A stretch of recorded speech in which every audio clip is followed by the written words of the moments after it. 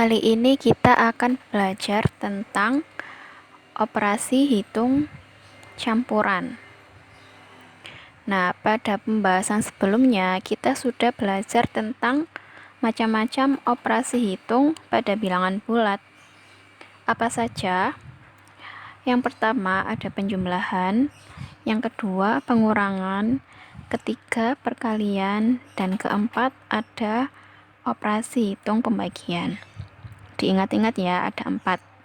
Penjumlahan, pengurangan, perkalian, pembagian. Nah, terus operasi hitung campuran itu apa sih? Nah, operasi hitung campuran adalah menyelesaikan perhitungan yang terdiri atas perkalian, pembagian, penjumlahan, dan pengurangan. Jadi sebelumnya kita kan sudah belajar kan tentang keempat operasi hitung ini. Tapi itu sendiri-sendiri, maksudnya gimana? Misalkan kalau perkalian 3 kali 4 gitu, cuma satu aja operasi hitungnya. Nah, kalau operasi hitung campuran ini dia memuat ini lebih dari 2 operasi hitung. Misalkan contoh 8 ditambah negatif 3 dikali 4 dikurangi negatif 6 dibagi 3. Nah, itu kan dalam satu soal itu memuat 4 operasi hitung campuran. Maksudnya memuat 4 operasi hitung. Yang pertama itu kan ada yang dilingkari merah itu ada penjumlahan. Terus yang selanjutnya itu juga ada perkalian, ada pengurangan, dan juga ada pembagian. Nah, jadi satu soal ini campur operasi hitungnya. Gitu ya, paham ya? Nah, dalam operasi hitung campuran itu terdapat aturan-aturan dalam pengerjaannya. Di sini ada 3 aturan dalam mengerjakan operasi hitung campuran. Yang pertama itu ada perhitungan dalam tanda kurung dikerjakan terlebih dahulu. Nah, jadi kalau misalkan di satu soal itu ada tanda kurung, itu harus kalian kerjakan dulu. Yang kedua, perkalian dan pembagian setingkat, penjumlahan dan pengurangan setingkat. Nah, operasi hitung yang setingkat dikerjakan secara berurutan dari kiri. Jadi perkalian dan pembagian itu setingkat tingkatannya. Perkalian dan pembagian itu sama saja tingkatannya. Terus penjumlahan dan pengurangan itu juga sama juga tingkatannya. Nah, selanjutnya kalau misalkan ada perkalian dan pembagian, itu kalian kerjakan berurutan dari sebelah kiri. Kalau misalkan dari kiri dia perkalian lebih dulu, jadi kalian kerjakan perkaliannya dulu.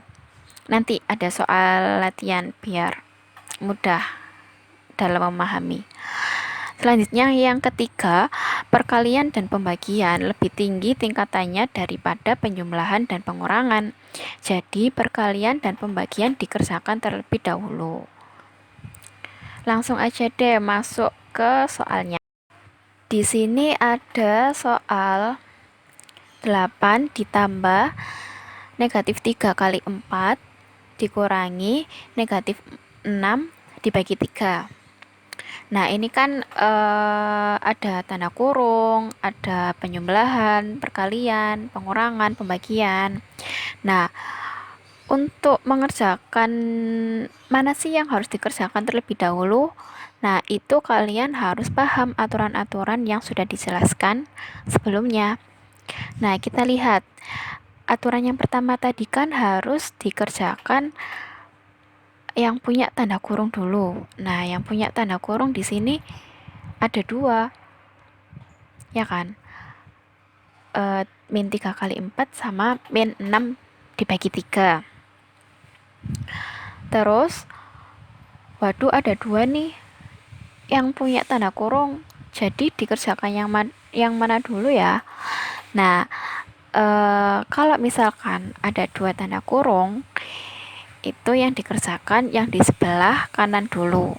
Jadi yang dikerjakan itu min 3 dikali 4 gitu ya. Selanjutnya dikerjakan yang min 6 dibagi 3. Selanjutnya sudah ketemu kan, 8 ditambah negatif 12 dikurangi min 2. Selanjutnya yang dikerjakan apa? Selanjutnya yang ketiga yang harus dikerjakan, langkah ketiga itu penjumlahan dikerjakan dulu. Kenapa enggak pengurangan aja yang dikerjakan dulu? Karena tadi kan penjumlahan sama pengurangan itu kan setingkat. Nah, kalau setingkat itu harus kalian kerjakan yang di sebelah kiri dulu. Nah, berhubung di dalam soal ini yang sebelah kiri itu penjumlahan, jadi ya kalian kerjakan penjumlahannya dulu. Jadi 8 ditambah min 12 itu sama dengan min 4. Min 4 dikurangi negatif 2. Nah, ingat gimana pengurangan pada materi sebelumnya. Kalau misalkan min 4 dikurangi negatif 2 itu bisa diubah menjadi min 4 ditambah 2. Min 4 ditambah 2 sendiri itu hasilnya adalah negatif 2. Jadi jawabannya negatif 2. Gimana? Sudah paham?